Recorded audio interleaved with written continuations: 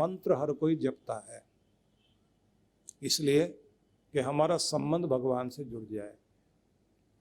लेकिन मंत्र जपते हुए भी कृपा नहीं होती, भगवान में ध्यान नहीं लगता, हमारे पूजा पाठ सफल नहीं हो पाते, तो क्या करेंगे?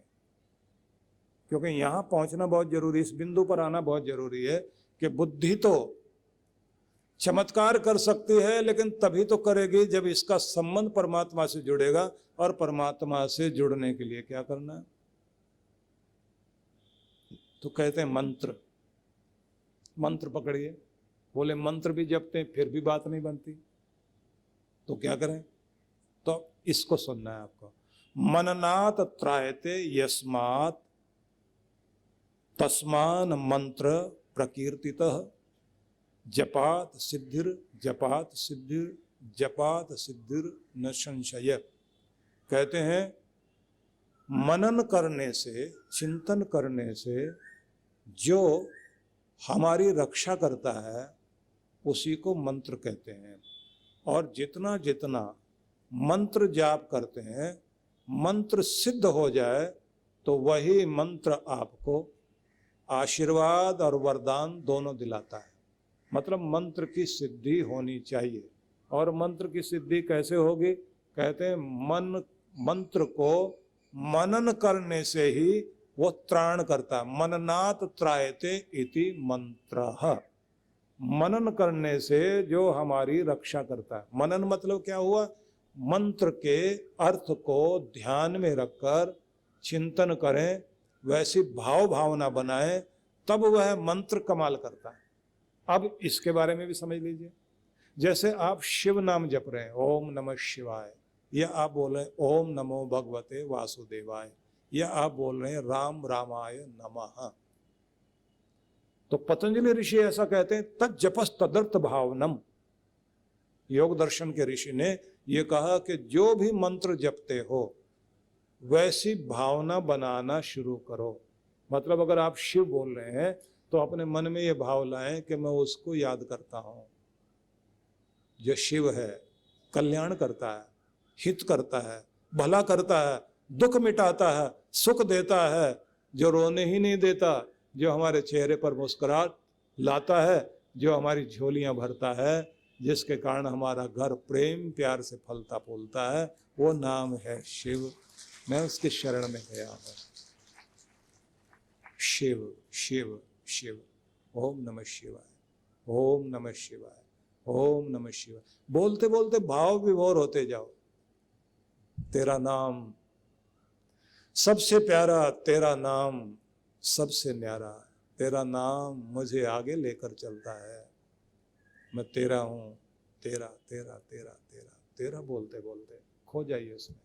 जब आप उसे कहते हैं राम रामाय नमः, श्री राम श्री राम श्री राम श्री राम, मतलब होता है जो कण कण में रमा है और जिसका नाम जपने से आराम आता है, मैं उस प्यारे करुणा निदान दीन वत्सल मर्यादा पुरुषोत्तम घट घट वासी अंतर्यामी प्रभु की शरण में जा रहा हूं, जो मुझ में रमा है, तुझ में रमा है, कण कण में रमा है, उस सर्वव्यापी सत्ता की शरण में हूं। तो ऐसे बोलते हुए कि तेरा नाम जपता हूं, आराम पड़ता है, जैसे बीमारी दूर हो रही है, जैसे दुख दूर हो रहा है, जैसे गरीबी दूर हो रही है, जैसे मेरा ओरा क्लीन होता जा रहा है और शुद्ध हो रहा हूं, पावन हो रहा हूं। अहिल्या को जैसे तूने तार दिया था, बस मुझे भी तार। जिंदगी पत्थर बन गई है, मेरी और निहार और मेरा कल्याण कर मेरे राम मेरे भगवान। तो आप जब नाम जपेंगे और जब कहेंगे कृष्ण कृष्ण कृष्ण कृष्ण कृष्ण श्री कृष्ण या ओम नमो भगवते वासुदेवाय, तो वो जो सबका आकर्षण का बिंदु है, जिससे सब चीजें प्रकट हो रही हैं और जिसकी और सारी चीजें दौड़ती जा रही हैं, और जो गोविंद है अंतर्यामी है, सबके अंदर का हाल जानता है, जिसके गीत पंछी भी गाते हैं और जिसकी मुस्कान फूल लेकर मुस्कुराते हैं, जो हमारे हृदय में धड़कता है, जिसके प्रवाह से नदियां प्रवाहित होती हैं और जो जीवनी शक्ति बनकर हवाओं में घुला हुआ है, वो मेरा गोविंद है। मैं उसकी शरण में हूँ। ओम नमो भगवते वासुदेवाय, ओम नमो भगवते वासुदेवाय। ऐसे बोलते बोलते आप उसकी शरण में जाइए। तो मननात् त्रायते इति मंत्र, मनन करने से जो त्राण करेगा वह मंत्र है। लेकिन इसमें भी एक बात और आपको ध्यान करनी है। वो क्या? मंत्र बोले, बोलते बोलते भावना में आ जाएं, भावना में आते आते इतने खो जाएं कि आपका ध्यान लग जाए, मन टिक जाए।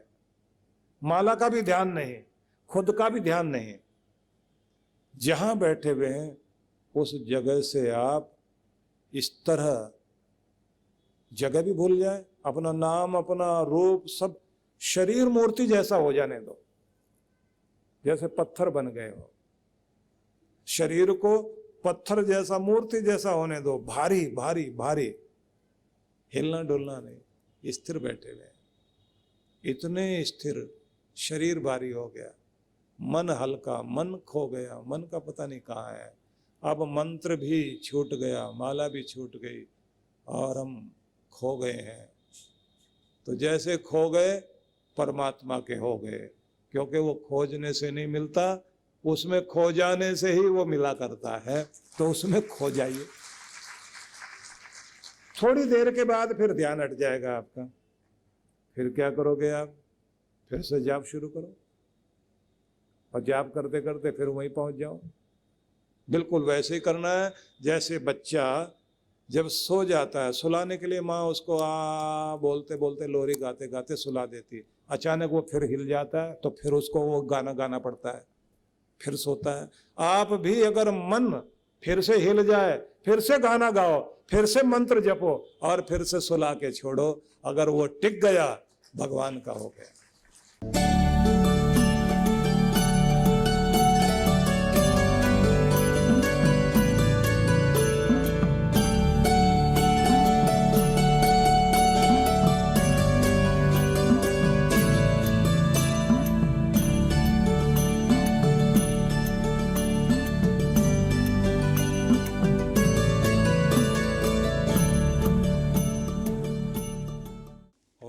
श्री परमात्मने नमः। आप सभी भक्तों को बहुत बहुत शुभकामनाएं और आशीर्वाद। और आप सब के लिए प्रत्येक वर्ष की तरह 108 कुंडीय श्री गणेश लक्ष्मी महायज्ञ का आयोजन इस बार फिर से आनंदधाम आश्रम में आयोजित किया जा रहा है।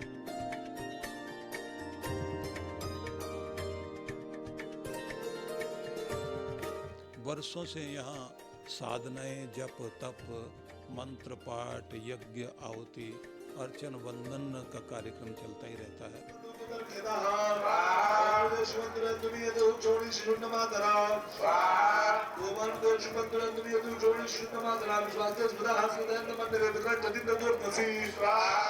इस बार विशेष रूप से यज्ञ का कार्यक्रम तो रखा ही है, साथ साथ में सभी भक्तों को हम जो भी आएंगे उन सबको ये चाहेंगे कि यज्ञ कुंड के पास या फिर बाहर परिधि में बैठ करके आप सब लोग मंत्र पाठ करें, जो आपको सिखाया जाएगा कि सभी लोग जो है गणेश चतुर्दशी का और श्री सूक्त का साथ साथ पाठ करेंगे।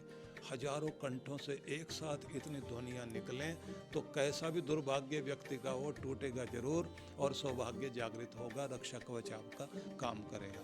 साथ साथ में आप सबको हम ये चाहेंगे कि अपना अपना श्री यंत्र भी साथ में लेकर आएं, क्योंकि उसकी प्राण प्रतिष्ठा भी साथ में की जाएगी।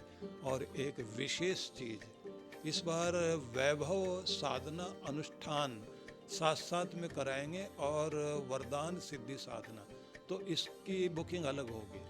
तो ये दोनों चीज़ें आप यज्ञ में भी भाग लें और साधना में भी भाग लें। साथ साथ में एक मज़े की बात ये रहेगी कि सुबह जैसे यज्ञ चल रहा है तो शाम को अनुष्ठान वाले कार्यक्रम और कुछ अलग तरह की चीज़ें भी इस बार होंगी जो बहुत आकर्षक होंगी और आपको जो है बहुत आनंद उसका आएगा। तो मैं चाहूँगा कि इस कार्यक्रम में आप बढ़ चढ़ कर भाग लें, और यदि कोई नहीं आ पा रहा है तो संकल्पित यजमान बन करके अपने घर में बैठे बैठे ही आप सामने उसमें शामिल हो करके और उसी तरह की मनोभावना बनाएं।